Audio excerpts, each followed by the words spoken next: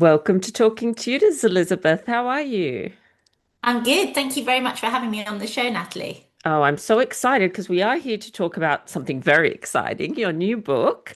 So it is called Women Who Ruled the World. So can you tell us a little bit about it, maybe about the inspiration behind it and what our readers can expect? Yes, I'm absolutely thrilled that this book is out there because it's a bit of a departure from what I usually write, but it was so interesting to research, and I think it's quite an important book. It's the global history of reigning queens or female kings. So basically, women who are essentially the head of state. So I'm not looking at regents, I'm not looking at consorts who can be very, Mhm. very powerful, but I'm looking at basically the women who are the face on the coin. They're the ones without sort of a man to hide behind. And I was really inspired to write it because actually I was really struck by the fact that the very first woman to be elected as a head of state, so as a president rather than a prime minister, is actually still alive, which Wow. is kind of mind blowing. And she is 95. But yeah, I mean, the first man to be elected as head of state, I mean, I think generally it's considered the first modern male head of state is George Washington, and he's very much not still No. alive. Um, so the woman is Vigdis Finnbog's daughter from Iceland. Isabel Perón was a president before her, but was promoted from vice president, and obviously her husband was the All right. president.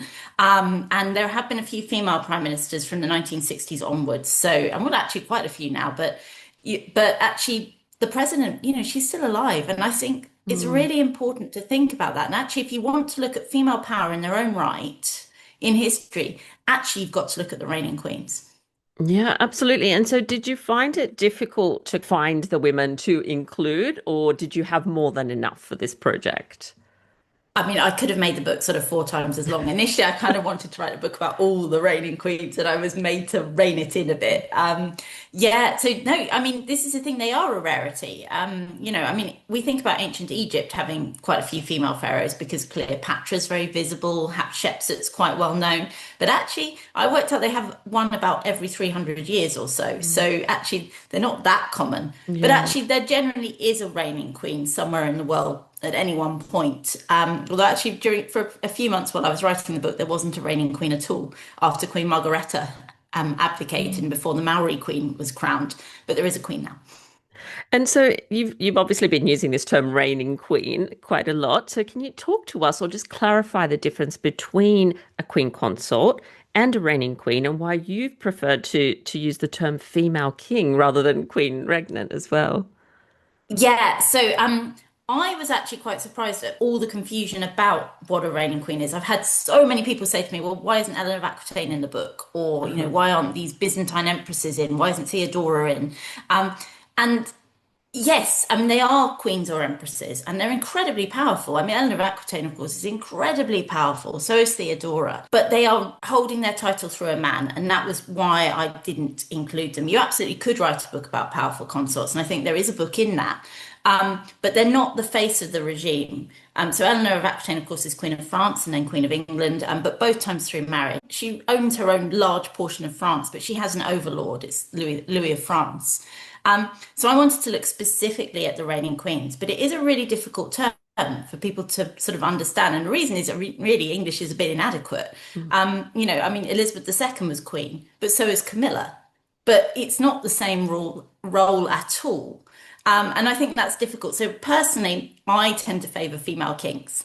I really personally feel, and this is never going to catch on, but I think we should degender the term. So have King Elizabeth II and King Elizabeth I and King Mary I. It's never going to happen. But it makes it much clearer what their role is. And also, of course, king outranks a queen. In some parts of the world, women are crowned as female kings. So although I've had a bit of blowback online, people saying, don't call them female kings, that's ridiculous. Actually, Maria Theresa would disagree with you. She's crowned as King of Hungary. She's crowned as King of Bohemia. There are earlier Hungarian kings who are female. Tamar of Georgia is King of Georgia, or sometimes Queen of Kings is another title she uses, but she's crowned as king. So it's not actually as odd as it sounds. Some women absolutely are kings. And personally, I think it would make it a lot clearer if we did use the Yeah. term king for these women. It would help distinguish, wouldn't it, between the separate roles that we're talking about here. And so you obviously cover a very long period in this book.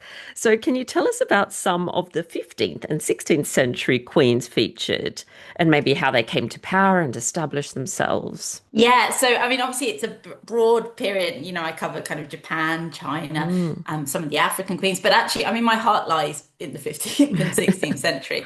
So, of course, I had to include them. So, obviously, I've got Elizabeth I, of course.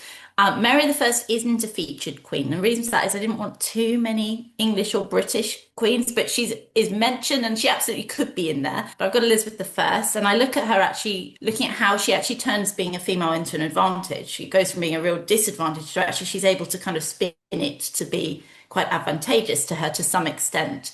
I also look at Mary, Queen of Scots. She's in two chapters. First of all, I look at her in relation to her being a child queen, which is kind of a double disadvantage Yeah. actually in any period. I mean, the most recent child queen is Wilhelmina of the Netherlands, who becomes queen in 1890, and it's still a disadvantage then. So I look at Mary as a child queen. Obviously, the rough wooing by Henry VIII, the fact that she is sent to France and kind of effectively divorced from her kingdom. She misses the Reformation. But I also, and which I think is the most interesting chapter on Mary, I look at her in relation to the events of her fall, and I look at her in the way that she is compared to other queens, because there's a lot of contemporary comparison made, particularly to Queen Jezebel, who's a biblical consort, and also Athaliah, who is the only biblical reigning queen in the Bible. She's a queen of Judah. She's probably Jezebel's daughter, actually. It's not entirely clear. But she comes to a bad end. And the Book of Kings in the Bible pretty comprehensively blames her for that. And actually, there's a lot of contemporary comment. The English Parliament, for example, compare Mary to Athaliah.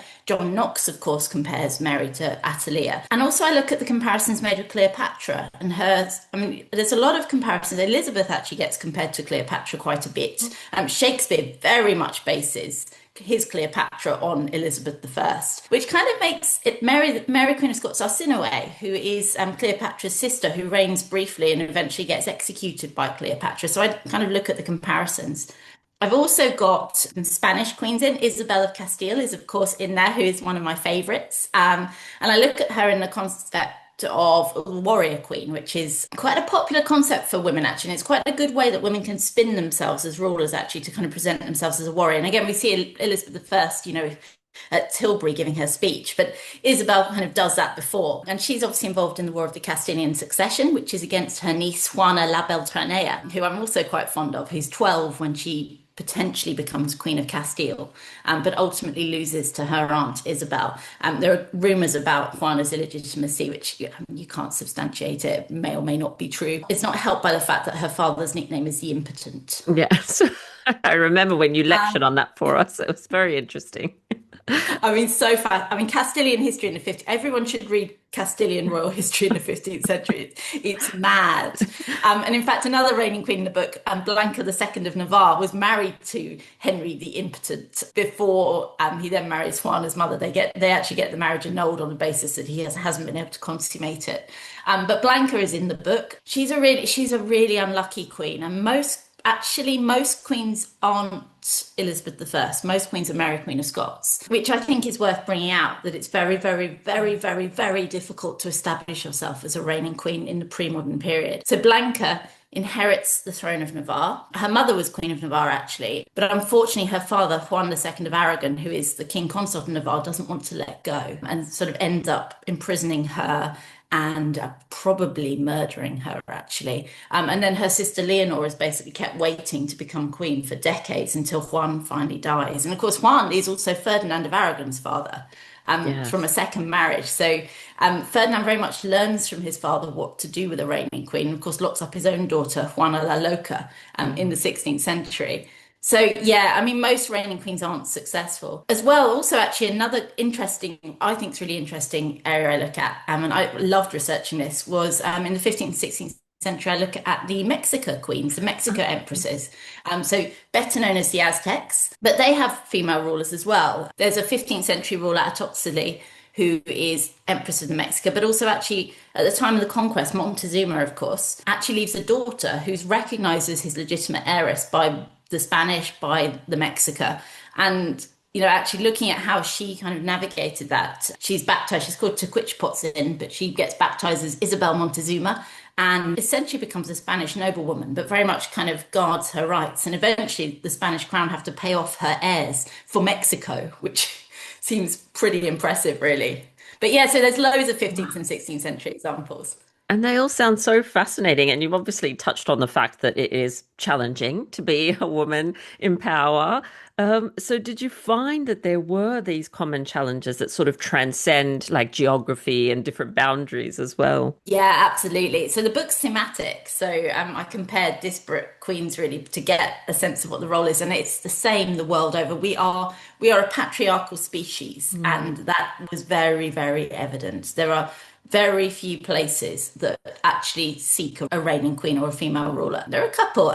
Kush in Sudan, for example, in the classical period, they have a whole row of Kandakes who are reigning queens. It's actually where the name Candice comes from, the name Kandake, which I think is actually fairly awesome. But in general, people don't want a reigning queen. So they tend to come at the end of dynasties, and that's really clear. Again, Elizabeth I, for example. Yes. I mean, James V of Scots thought that his daughter would be the end of the dynasty, but it happens again and again. But they're not actually the cause of the end of the dynasties. They're more of a symptom of it, because actually you don't tend to choose a female ruler unless you've run out of males. Yes, Um, exactly. I mean, had Mary the First had, a male cousin, I think she may have struggled to. She beats Jane Grey, of course, but if it had been John Grey instead, I think Mary the First may have struggled. And that's something you see time and again. If there's a male option, people will take it, even if it's fairly poor quality male. So, an infant boy will be preferred in ancient Egypt over an impeccably royal, well-established woman. Charlotte of Cyprus, who's another 15th century queen, actually, who's fascinating. She actually loses her throne to her illegitimate half-brother, who basically takes himself off to the Mamluk Sultan in Cairo and says, I'm the son of the king. Can't I be king of Cyprus?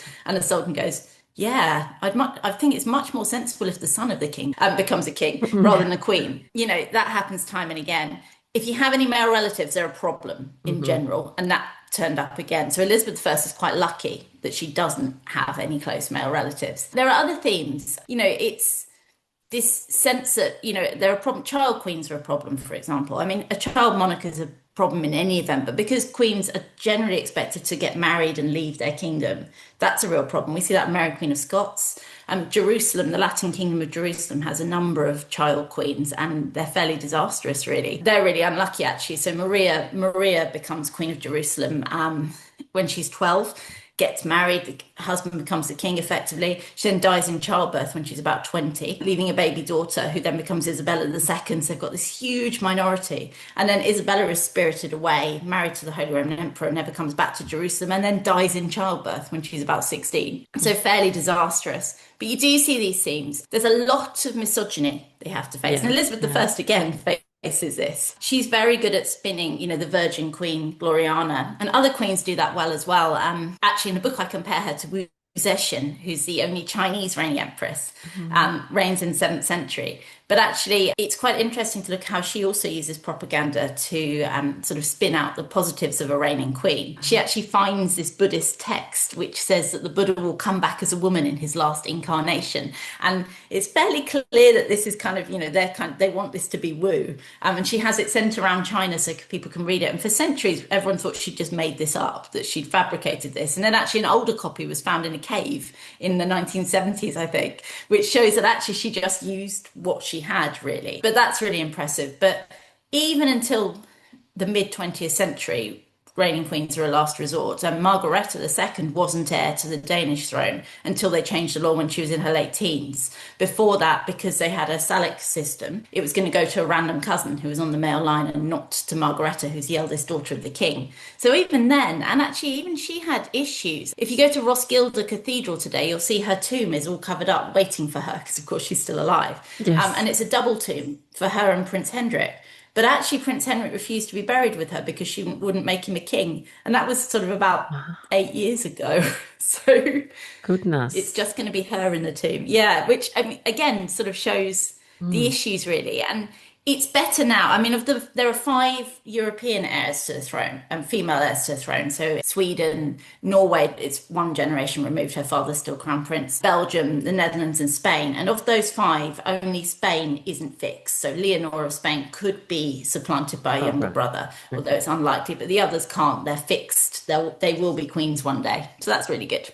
That is good, but there's still those ongoing issues, obviously, that women are facing. And so, why do you think then you were talking there about Elizabeth the First? Why do you think she was so successful? What is it about the context or her story that is different to all these other women? Yeah, I mean, I think a first step, not having any male relatives really helped, Yeah. and not producing a male rival. And Mary, Mm. Queen of Scots, for example, probably wouldn't have been removed from her throne if she hadn't given birth to James, because who would they have got instead? They might have Yeah. held her on as a puppet, but actually, they didn't need her once James was born. And I think that's really clear. If Elizabeth had married and had a son, there would have been a lot of pressure for her to abdicate or at least hand over power to her son once he grew up. So that really helps, but that doesn't account entirely for her Mm. success by any means. She's fortunate that she's accepted on the throne. She doesn't have a rival, but that doesn't account for the success because she's not just holding on to the throne. She's incredibly successful. I think propaganda really helps. I think she also nurtures this view of her as quite exceptional. So, I mean, Yes. Elizabeth is Yeah. as embedded in the sexism of the 16th century as anyone. I may have the body of a weak and feeble woman. It's like, excuse me? But actually, she is embedded in that. So she basically kind of, she doesn't promote women. She doesn't No. have a government full of women. She doesn't promote women's rights in any Mm. sense. She's certainly not a feminist, and that would be pretty anachronistic anyway for the 16th century. But she promotes this idea that she is special, that she's Yeah. exceptional. She's God's anointed. She's on the throne because God wants her there. And I think that's really, really key. But I think primarily it's because there isn't anybody else, and the dynasty will end if they don't get behind her. I mean, that's really clear in some of her ministers. Walsingham, for example, is just desperate to keep her on the throne Yes. Yeah. because Yeah. she's the Protestant hope, and nobody really knows what's going to happen after she dies. Obviously, we know that there is a smooth succession in 1603, but that's not looking likely for much Mm. of her reign. So I think circumstances really help her, but I think personality is really important with Elizabeth too. Yeah, absolutely. And let's talk a little bit more about those sort of qualities and strengths that the women that you've featured in your book share. We've talked about the challenges, but are there any other similarities in terms of their personalities, for example? Yeah, I mean, you have to stand by yourself, really, and I think that's really obvious. And most of these women, it's thrust upon them. They're born to be queen or they inherit the throne. A few take the throne. Catherine the Great is a notable example of that, who sort of rides out dressed in military uniform one night and deposes her husband. But in general, they're born to the throne. But I think you have to have the personality, that you have to want it, because it doesn't always go right. Empress Matilda in the 12th century is a really good example. I mean, she would have been an amazing monarch, but all of the things that she gets criticized for are things that would have been absolutely fine in a male ruler. So, she's arrogant. She wants her supporters to come to her on their knees. Once she gets really criticized for wrinkling her forehead in a Oh, God, frowny manner in I one bet of the not just. sources, which is like, oh no, that's awful. Definitely depose her.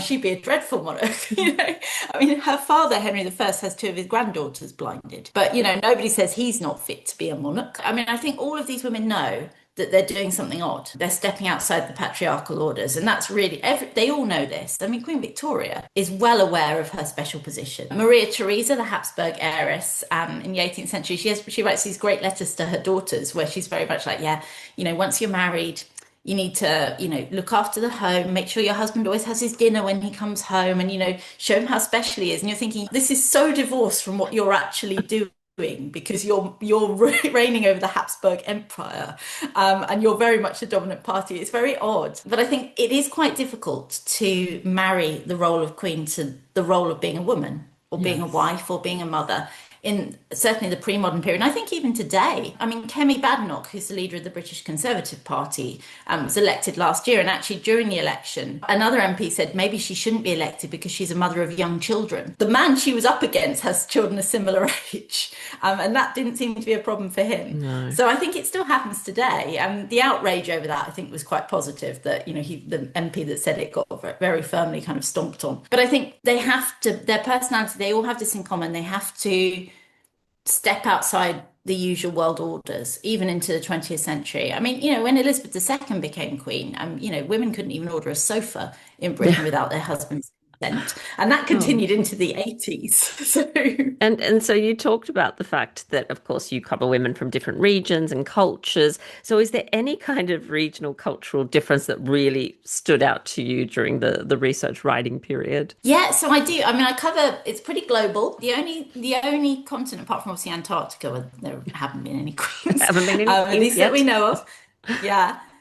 But the only other continent that hasn't really embraced reigning queenship at all is South America. So there are a couple, Maria of Portugal and Brazil. So she was Queen of Brazil in the 19th century for a couple of months and did live there, but was pretty incapacitated by that stage. But otherwise, South America hasn't really got a tradition of reigning queenship that we know of. There are some Inca wall murals which look quite like there might be a queen Mhm. in them. So it's possible, but it's difficult to tell. But otherwise, it's global. Most countries, most polities will accept a woman if the alternative is the end of the dynasty. Some are exceptions to that. France definitely wouldn't. And had to kind of invent an ancient law to say why they didn't do that. But in general, they'll accept a woman if needs be. And you see that globally. Even Japan, actually. I mean, I have a chapter on Japan because women are barred from the imperial throne of Japan, but they have had 8 reigning empresses, and some of them are really good. Suiko, who's the first reigning empress in the 6th century, actually, that's when Japanese writing was developed. The first books in Japanese were written during her reign.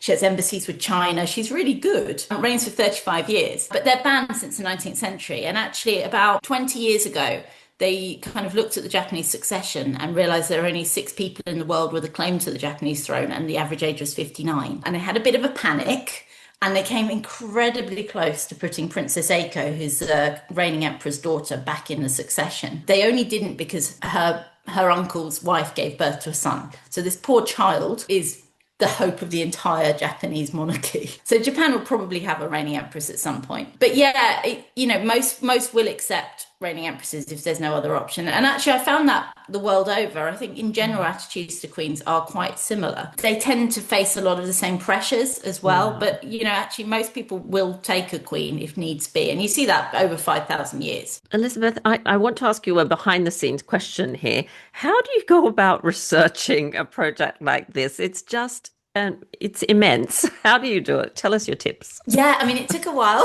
I can imagine. Yeah.